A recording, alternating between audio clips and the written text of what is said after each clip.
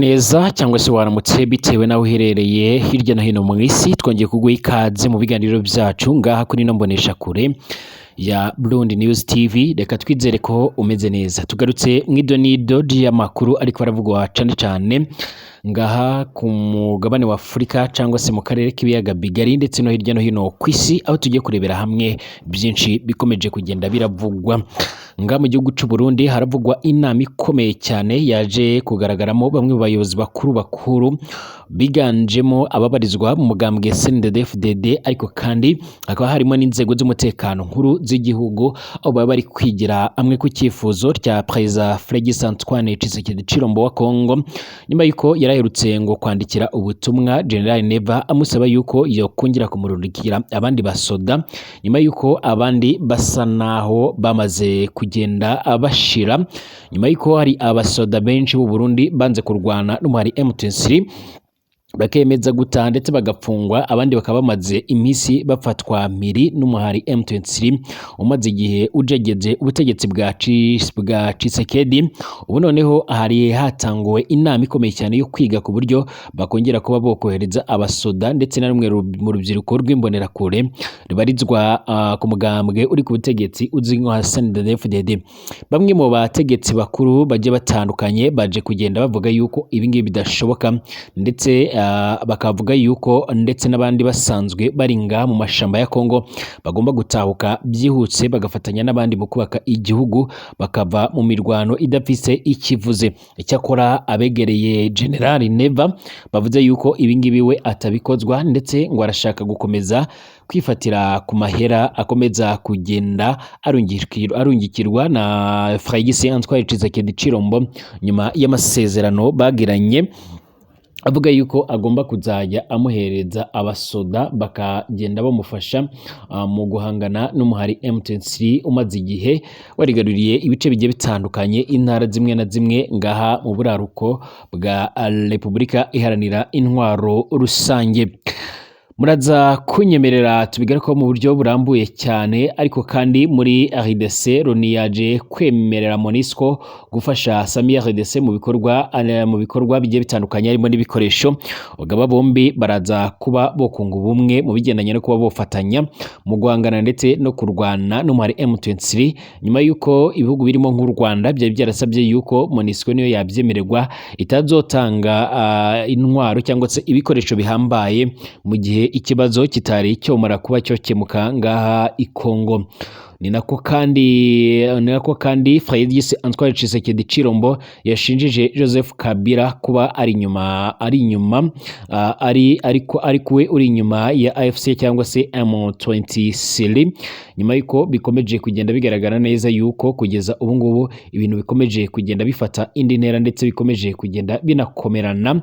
Aba bategetsi cyane cyane uyu nguyu Félix Antoine Tshisekedi Tshilombo, hari amakuru kandi yamaze kugenda anashyirwa ahagaragara na Perezida Tshisekedi nyuma yuko yongeye kugaragara mu ruhame, akaba yamaze kugenda avuga yuko ngo igihugu cy'u Rwanda by'umwihariko ngo aricyo cyoba cyarasabye yuko intambara yohagarara ngaha mu buraruko bwa Kongo, ariko kandi akaba abivuze gutya mu gihe abategetsi bombi bitegura guhura. Ibi nabyo ubwabyo bishobora kongera gukoma mu nkokora gahunda zo guhuza aba bayobozi. Iyi gahunda yari isanzwe ifiswe mu nshingano na Perezida João Lourenço usanzwe arongoye igihugu cya Angola, nyuma y'ibiganiro bigiye bitandukanye, ndetse akaba yarashyizweho nk'umuhuza ushobora kuba yofasha abategetsi bombi ndetse no kurwanya umwuka mubi ushobora gukomeza gututumba ngaha mu karere k'ibiyaga bigari muri East African Community. Ikaze mu biganiro byacu ngaha kuri no mbonesha kure yacu ari nayo yanyu ya Burundi News TV. Niba ari ubwa mbere ushize ngaha, reka ngusabe gukanda handitse sabone kugira ngo ushobore ibiganiro byacu mu buryo bworoshye, ukande like, utanga igitekerezo, ibiganiro byacu nabisangize ku nshuti zawe muri rusange. Reka ngutsuhuze kandi nkwipfurize ibihe byiza cyane wowe udukurikiye guturuka mu bice bigiye bitandukanye ngaha mu ntara zigiye zitandukanye hano mu gihugu c'u Burundi, abadukurikira kandi muherereye hirya no hino ku isi birumvikana, haba hano mu bihugu by'ibituranyi by'u Rwanda, Congo, Uganda, Kenya, Tanzania ndetse n'andi hagiye hatandukanye muherereye, ndabahaye ikaze mu biganiro byacu. Abadukurikira kandi muherereye hirya no hino ku isi nanone ku mugabane w'Uburaya, Aziya, Australia, Amerika ndetse n'ahandi hose, mwese mbifurije kumererwa neza cyane. Turi ku itariki zirindwi, turi ku munsi wa gatatu itariki zirindwi ukwezi k'umunani umwaka w'2024, nyemerera tubane mu biganiro byacu babiko biravugwa. Guhera umwaka uheze w'2024 mu mezi aheza, guhera nko mu kwezi kw'icenda nibwo abasoda b'i Burundi botangiye kurungikwa ngaha mu buraruko ndetse n'ubuseruko bwa Repubulika Iharanira Intwaro Rusange ya Congo, nyuma yuko botangiwe koherezwa nyuma y'isezerano y'ibihugu byombi byogiranye bigendanye no guhiga umuhari Red Tabara usanzwe ukorera ngaha mu bice bigiye bitandukanye by'ahi Congo. Akaba ari umuhari ukunze kugaba ibitero mu gihugu c'u Burundi ndetse rimwe na rimwe bigahitana n'abantu benshi cyane. Iki gihe hatowe umuti w'uko abasoda b'i Burundi borongikwa ngaha muri Congo kugira ngo babashe kuba bafatanya n'ab'i Congo mu guhangana n'uyu muhari. Igitangaje ntabwo bakomeje guhangana nabo, ahubwo bahise bakomereza mu rugamba rukomeye cyane rwo guhangana n'umuhari M23 warahiriye yuko uzatuza ariko wamaze gukora ubutegetsi bwa Perezida Félix Antoine Tshisekedi Tshilombo. Iki gihe rero by'umwihariko abarundi benshi bagiye batandukanye botanguye kumenyekana yuko bari mu bice bigiye bitandukanye by'imirwano, mu bice bya Bwiza, za Kicanga ndetse n'ahandi hagiye hatandukanye, batangiye kwicwa, abandi bagenda bafaswa miri, abandi bararaswa bananirwa guhunga, baza kugenda bafatirwa ku mirongo y'urugamba. Kugeza ubu ngubu hari umubare munini w'abarundi bafashwe, bakaba bari mu nkambi za M23. Kugeza amungubu kandi uko imirwano igiye iba, by'umwihariko abarundi benshi bagenda bayitesekeramo, bamwe bagapfa, abandi bakamugariramo, abandi bakajya mu igwariro bakaba bomarayo igihe kirekire, abandi banafashe icemezo cyo gutaha banga kurwana n'uyu muhari bavugaga yuko kurwana nawo ari ukwiroha mu rupfu urureba. Ibi byaje gutuma rero abasoda benshi basa naho babuze baturutse mu gihugu cy'u Burundi kandi biri mu masezerano yagiranywe hagati y'abategetsi bombi. Bivuga yuko abasoda bashika ku mabatayo ashika ku 8 yaba yararungitswe ngaha mu gihugu cy'i Congo, ayandi mabatayo akaba ari muri Somalia, iyindi batayo imwe ikaba yaramaze kugenda irungikwa hano muri Centrafrica. Ibi byose rero binatuma ngaha mu gihugu cy'u Burundi nta bandi basoda bahagije bahari, nyuma yuko Reverien Kuriyo aherutse no guhamagara urubyiruko kuba rwo kwinjira mu gisirikare kugira ngo habashe kuba haboneka abasoda bagomba kuba bofasha igihugu mu gucunga umutekano, nyuma yuko abanyagihugu benshi bamaze iminsi bataka bavuga yuko bakomeje kugenda bahura n'ibibazo bigiye bitandukanye, cyane cyane iby'umutekano. Banavuga yuko abenshi bicwa bigizwemo uruhare na rumwe mu rubyiruko rubarizwa mu ishyaka riri ku butegetsi ruzwi nk'imbonerakure, rubarizwa muri CNDD-FDD. Ibi byose rero n'ibibazo bigiye bitandukanye bikomeje kugenda byugariza ubuseruko bw'i Congo, byaje gutuma abasirikare benshi b'u Burundi basa naho bagabanutse ku mirongo y'urugamba, kandi bari bimwe mu bantu bakundaga kugenda bafatanya n'abitwa abazarendo cyangwa se abanywanyi b'igihugu ndetse n'aba FDLR bamaze igihe bagwanya ubutegetsi bwa Kigali. Bwana Tshisekedi nyuma yuko yongeye kugaragara mu ruhame rero, by'umwihariko nyuma yuko yari amaze iminsi arwariye i Bruxelles mu gihugu cy'Ububirigi nk'uko byakomeje kugenda bivugwa, ndetse ahagomba gukorana ikiganiro na Top Congo FM, ariko kandi akaza kugerana inama n'abayobozi bagiye batandukanye muri ambasade ya Congo ikorera ngaha mu gihugu cy'Ububirigi. Yaje koherereza ubutumwa nyuma yuko yari amaze kugenda amenya uburyo M23 yamaze kugenda yuko yongera kwigarura ibice bigiye bitandukanye ngaha, cyane cyane ku mupaka uhuza RDC ndetse n'igihugu cya Uganda, bikaza gutuma abasoda benshi n'abapolisi babasha guhunga. Abaturage bashika ku bihumbi byinshi nabo baza kwerekeza i Kampala mu gihugu cya Uganda Tshisekedi bivugwa ko yaje guhita yohereza ubutumwa General Neva amusaba yuko iyo mufasha akongera kumurungikira abandi basirikare benshi. General Neva rero nta kindi yakoze, yahamagaje inama ikomeye cyane yabarizwa muri CNDD-FDD n'ababarizwa mu nzego z'umutekano, barimo inama yari irimo n'umugaba mukuru w'igisirikare c'u Burundi n'abandi bayobozi bagiye batandukanye, ndetse n'abajejwe imigenderanire n'abashinzwe iby'imitekano ngaha mu gihugu c'u Burundi. Bareberaga hamwe rero icyokorwa kugira ngo muri Kongo habashe kuba horungikwa abandi basoda babashe kuba bojya gutera ingabo mu bitugu bagenzi babo. Ni kenshi abasoda basanzwe babarizwa muri Kongo b'abarundi abagihumeka bakomeje kugenda batakamba bavuga yuko bahurira n'ibibazo bigiye bitandukanye, byaba iby'inzara, kujya ku mirongo y'urugamba nta bikoresho bafise, nta n'ubumenyi buhagije bafise bwo kuba bo kwigwanaho. Ikindi nuko leta y'u Burundi yakomeje kugenda ishinzwa kurungika abasirikare mu bwoko bw'abatutsi mu rwego rwo kugira ngo babashe kuba boshirira ngaha muri Kongo. Ibi byose rero nibazo bigiye bitandukanye no kuba abarundi benshi bapfira hanga muri Kongo imiryango yabo itajya ibona ibiziga byabo cyangwa se ngo ibone n'impozamarira, byaje gutuma habaho kutumvikana, ndetse abasirikare bakuru baza kubwira nabi General Neva, bamubwira yuko ibyo ariko akora atari byo, ndetse ngo nubwo arongoye igihugu atabushobozi afise bwo gukomeza gukora amabara nk'aya ngaya yo gukomeza gutuma abana b'i Burundi bakomeza kugenda bahura n'ibibazo bigiye bitandukanye. Ibi byaje gutuma rero iyi nama isubikwa. Ico kora ntago hanzuwe niba abasoda bashobora kuba bakwerekeza ngaha muri Kongo cyangwa se bashobora kuterekezayo, ariko General Neva yavuze yuko ibyo arimo asabwa n'abafatanyije kurongora iki gihugu cy'u Burundi ngo adashobora kubyumva mu gihe akomeje umugambi ndetse n'amasezerano yagiranye na Felix Antoine Tshisekedi Chilombo. Ibi rero akaba ari bimwe mu bintu bikomeje kugenda biteza umwuka w'umwijane ngaha mu gihugu cy'u Burundi, ndetse abarundi benshi bari mu mahanga bakakomeje kugenda batabariza abana b'abasirikare bari kurungikwa ngaha mu gihugu ca Kongo. Perezida Felix Antoine Tshisekedi Chilombo usanzwe arongoye iki gihugu cya Repubulika Iharanira Intwaro Rusange ya Kongo yashinjije Joseph Kabila Kabange yasimbuye ku butegetsi kuba ariwe uri inyuma y'ishingwa ry'ihuriro rya AFC ribarizwamo imitwe ya politike irimo ni iya gisirikare abarizwamo na M23. Uyu mugabo rero by'umwariko yashinjijwe ibingibi mu gihe n'ubundi asanzwe ari umunywanyi ukomeye cyane n'abarimo Colonel Nanga washinze AFC, wahoze ari perezida wa komisiyo y'igihugu y'amatora nga muri Kongo izwi nka Seni.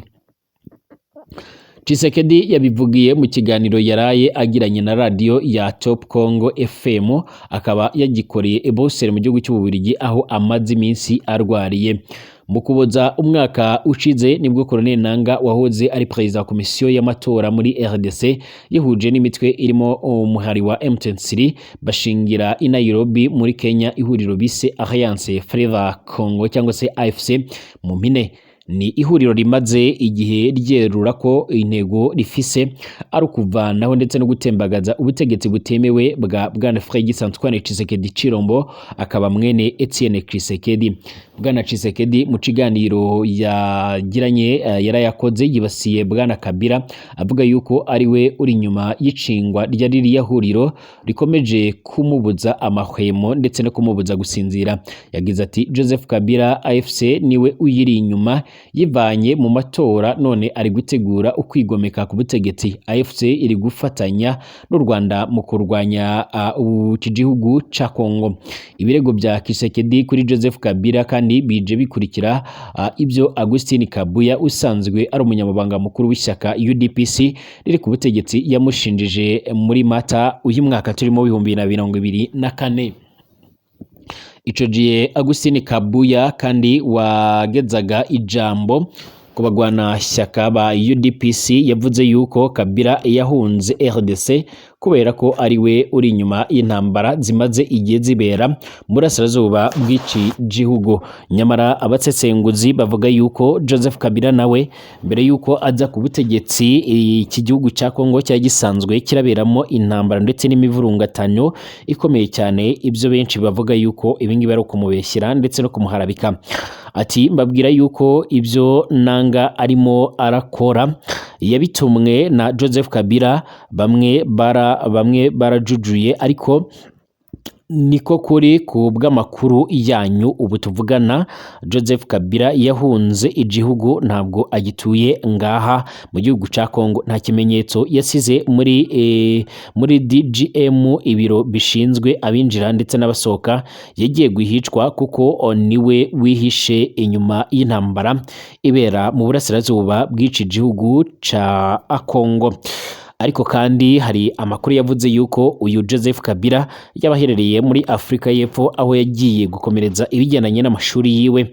Nyuma y'aya magambo ishyaka rya PPRD ry'uriya munyepolitike wayoboye RDC imyaka ishika kuri 18 ryavuze yuko ibirego bya nanga nta shingiro byaba ibi nta bishingiro bifise muri rusange. Hagati aha kandi Loni yaje kwemera yuko noneho MONUSCO yotanga ubufasha kuri Sami RDC, ingabo zaturutse mu muryango wa SADC cane ibihugu bishika kuri 3 nibyo byarungitse abarwanyi ngaha muri Kongo birimo Afrika y'Epfo, Tanzania ndetse na Malawi.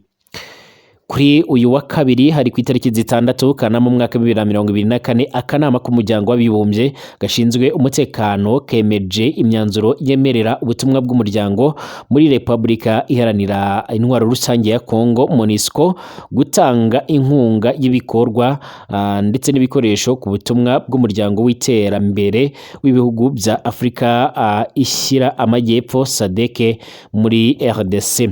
Umushinga w'icyemezo wa kwirakwije ku Bufaransa ndetse na Sierra Leone watowe mu kanama gashinzwe umutekano kagizwe n'abanyamuryango 15 maze bawemeza bose nk'uko tubikesha ibiro ntaramakuru bya Turukiya. Uhagarariye Sierra Leone mu muryango w'abibumbye yitwa Mikaeli Imalani Kano yagize ati iki cemezo kigamije gushyiraho uburyo bwiza bwo gushyira mu bikorwa ingamba z'amahoro zikomeje gukorwa hano mu karere k'Afrika y'Iburasirazuba. Yashimangiye yuko iki cemezo gishimangira akamaro ko kurengera abasivile, guharanira ko habaho ubufatanye ubwuzuzanye bwerekana neza ubushake hagati ya MONUSCO, SADC ndetse na Sami RDC.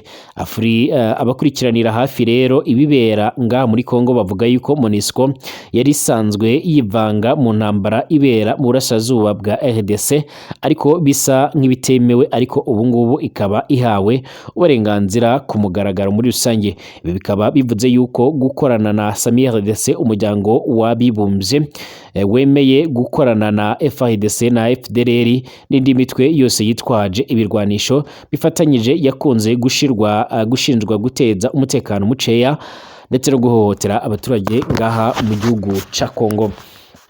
Ntaco umuhari M23 uratangaza ku bigendanye n'iyi myanzuro, ariko kandi abasanzwe bakurikiranira ngaha ibikomeje kugenda bibera muri iki gihugu bavuga yuko igihe kigeze noneho ngo haboneke intambara iteye ubwoba, haboneke imirwano ikomeye cyane, aho benshi bamaze kugenda bavuga yuko iyi ntambara ishobora kuzoba iy'akarere kose mu gihe nta cyaba gikozwe kugira ngo habashe kuba by'umwihariko hagirizwa kuba hahagarikwa uyu mwuka mubi. Ibihugu bigiye bitandukanye rero byagiye bivugwa yuko bishobora kuzinjira muri iyi ntambara ibera mu buraruko bwa Kongo ndetse no mu seruko bwaho, bakavuga yuko buri gihugu gishobora kuba cyozajya ku ruhande gishyigikiye ibishobora kuzatuma aka karere kose kisanga muri iyi ntambara. Hagati aha nyuma y'uko umuhari Hamas uherutse kwicirwa umuyobozi, ubu Hamas yaba yabonye undi muyobozi mushya usimbura Haniyaha wishwe na Isiraheli. Ku mugoroba kuri wa kabiri tariki 6 Kanama mwaka 2024 Hamas yatangaje ko wari umuyobozi wayo muri Gaza Yahya Sinora yagizwe umuyobozi mushya wa politike umutwe wa Kisilamu wo muri Palestine nyuma y'icumweru kimwe wamubanjirije Ismail Haniyeh yiciwe Tehran muri Irani. Itangazo rya Hamas rigira riti umuryango wo kwihagararaho wa Kisilamu Hamas uratangaza yuko umuyobozi Yahya yagizwe umuyobozi w'ibiro vya politike by'uyu mutwe wacu. Nyuma y'iminota mikeya iri tangazo ibisasu vya rokete vyarasiwe mu karere ka Gaza byerekeza kuri Isiraheli nkuko vyigambwe na brigade ya Eziride ari Kwasama, ishami ry'igisirikare rya Hamasi, ngo ni ubutumwa bukomeye cyane kuri Isiraheli nkuko iyi nkuru tuyikesha AFP ikomeza kugenda irabivuga. Ingabo n'abayobozi ba Isiraheli bashinza Yahya kuba umwe mu bateguye igitero ca Hamasi kitigeze kibaho co ku itariki ya 7 Ukwakira muri Isiraheli cyahitanye abasaga 1000, bigatuma aba umwe mu bantu bashakishwa cyane kurusha abandi kw'isi n'iki gihugu cya Isiraheli. Kugeza ubu ngubu rero bwana Benjamin Netanyahu, umushikiranganji wa mbere ngaha muri Isiraheli, avuga yuko yiteguye gukora ibishoboka byose kugira ngo nawe azosenye Hamas yose ndetse Gaza yose nayo ayihindure amatongo, haba mu myobo haba na hehe. Yavuze yuko yiteguye gukora ibishoboka byose kugira ngo abashe kuba yorokora ubuzima bw'abanyagihugu ariko asenya Hamas. Twongeye gusubira mu biganiro byacu mu masaha ari imbere.